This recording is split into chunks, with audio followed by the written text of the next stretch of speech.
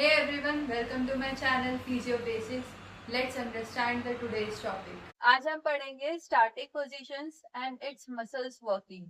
ठीक है, ये 5 तरह की स्टार्टिंग पोजीशंस होती है। फर्स्ट होती है स्टैंडिंग, सेकंड होती है नीलिंग, थर्ड होती है सिटिंग, फोर्थ होती है लाइंग और फिफ्थ होती है हैंगिंग। अब सबसे पहली पोजीशन है स्टैंडिंग पोजीशंस। तो हमने क्या बोला, हम इसमें मसल्स वर्किंग पढ़ेंगे, है ना। तो हम नीचे से शुरू करते हैं।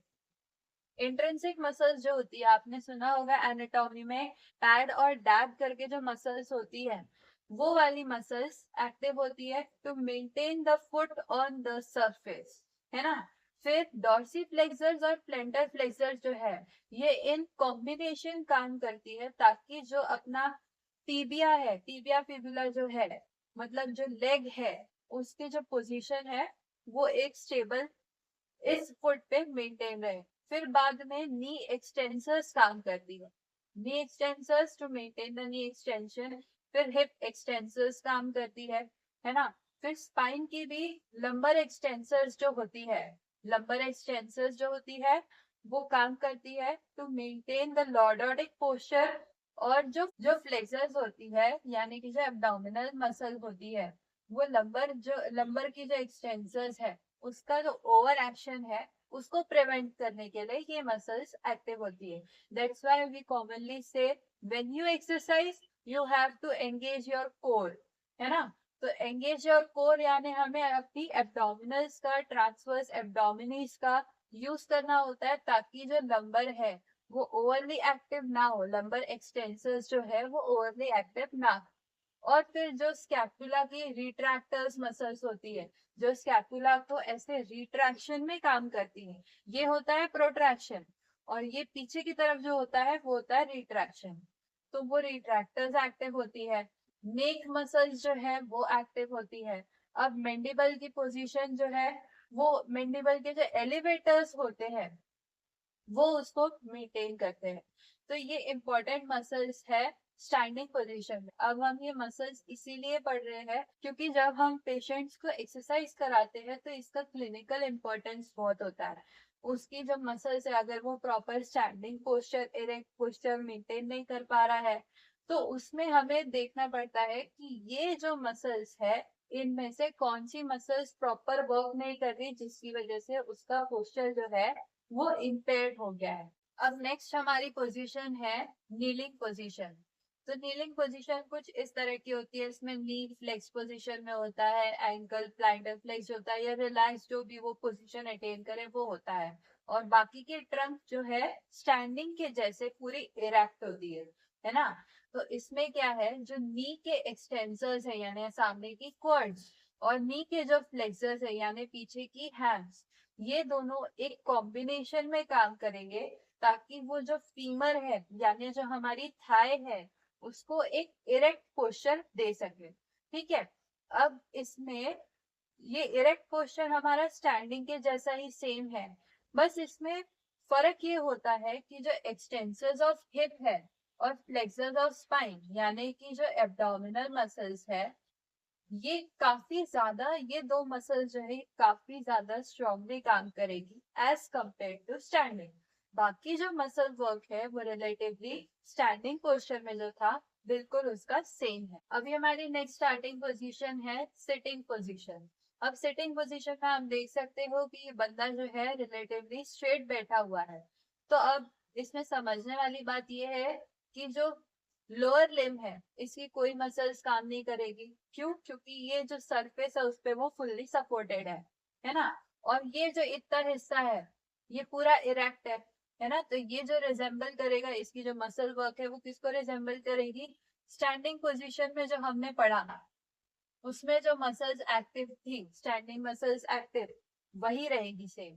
बस इसमें ध्यान रखने वाली बात ये है, जब सपोर्टेड पोजीशन नहीं होती है और हमें अगर इरेक्ट सिटिंग पोजीशन पे बैठना होता है, तो हमारी जो फ्लेक्सर्स होती है हिप की, यानी जो इलियोपसोआस नाम की जो मसल्स होती है वो एक्टिव होती है ताकि जो हमारी टेंडेंसी है कि हम स्लम्प पोस्चर में जाते हैं वो ना हो। ठीक है, तो उसमें इलियोपसोआस जो है वो इरेक्ट पोस्चर मेंटेन करने के लिए एक्टिव रहे। तो हमारी नेक्स्ट स्टार्टिंग पोजीशन है लाइंग पोजीशन। लाइंग पोजीशन जो है सबसे ज्यादा रिलैक्स पोजीशन होती है।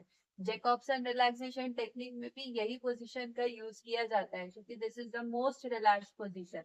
अब इसमें भी एकदम मसल वर्क एकदम ऐसा मिनिमल होता है, बट कुछ मसल्स है जो थोड़ी एक्टिव होती है, जैसे कि हेड रोटेटर्स, ताकि हेड जो है न्यूट्रल पोजीशन में सामने की ऊपर की तरफ सीलिंग की तरफ देखता हुआ रहे, है ना। तो हेड रोटेटर्स एक्टिव रहेंगी। अब जो एब्डोमिनल्स है यानी लंबर फ्लेक्सर्स है वो, और हिप एक्सटेंसर्स जो है वो, ये दोनों काफी ज्यादा एक्टिव रहेंगी क्योंकि हम जब लेटते हैं तो हमारी टेंडेंसी होती है कि ये जो है ये लॉर्डोसिस में चले जाए। तो इसको कॉम्बैट करने के लिए, मतलब इसको अपोज करने के लिए जो फ्लेक्सर्स है और एक्सटेंसर्स है हिप की और ये एब्डोमिनल्स, ये साथ में काम करेंगे। और इंटरनल रोटेटर्स जो होता है हिप का, वो एक लोअर लिम्ब को न्यूट्रल पोजीशन में मेंटेन करने के लिए वो वर्क करेगा। अब हमारी लास्ट स्टार्टिंग पोजीशन है हैंगिंग पोजीशन।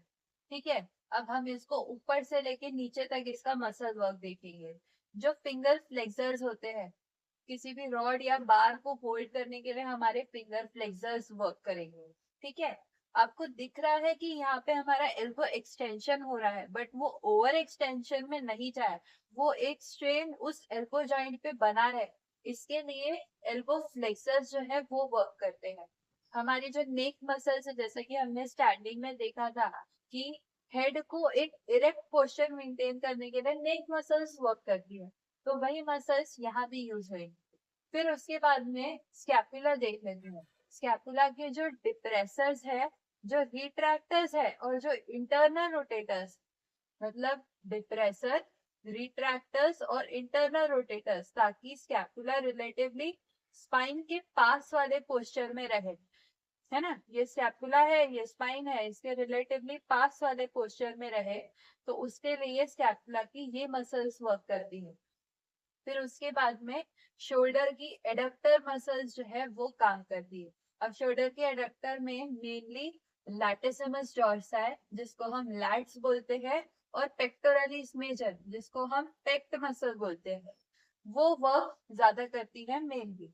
फिर उसके बाद में जैसा कि हमने स्पाइन में देखा था कि एंगेज योर कोर, मैंने आपको पहले भी बताया था, वैसे ही इसमें भी हम हमारी कोर एंगेज करते हैं आइडियली। तो इसमें एब्डोमिनल्स जो है यानी लंबर फ्लेक्सर्स जो है वो एक्टिव होंगी। उसके साथ साथ में ये हमेशा काम करती है हिप एक्सटेंसर्स यानी कि ग्लूट्स, वो काम करेगी, है ना। अब हिप की जो एडक्टर मसल्स है वो भी काम करेगी, क्योंकि जब हम हैंगिंग वाली पोजीशन में होते हैं तो हमारे पोजीशन, हमारा जो लोअर लिम्ब है वो रिलेटिवली पास में होना चाहिए, वो ऐसा दूर दूर दूर दूर नहीं जाना चाहिए, है ना। तो उसके लिए एडक्टर मसल्स काम करेगी। फिर हमारी नी एक्सटेंसर्स मसल्स काम करेगी, है ना, ताकि नी का एक्सटेंशन पोजीशन मेंटेन रहे। और हमारा फुट देखो रिलेटिवली प्लैंटर फ्लेक्स पोजीशन में है, तो प्लैंटर फ्लेक्सर्स जो है वो एक कंट्रोल के साथ में काम करेगी। ठीक है, तो ये है स्टार्टिंग पोजीशंस और उसके इम्पोर्टेंट मसल वर्किंग। ये हमारा इसका क्लिनिकल यूज ये होता है कि जब भी हमारे पास पेशेंट आता है विथ इम्पेयर्ड पोस्चर, तो हमें ये मसल्स को देखना होता है और वो उसका पोस्चर किस मसल की वजह से खराब हुआ है, तो हमें उसे टारगेट करके उसका रिहैब करना होता है। इसीलिए फर्स्ट ईयर में हमें स्टार्टिंग पोजीशन सिखाई जाती है। Hey guys, do like, share with your friends and subscribe my channel.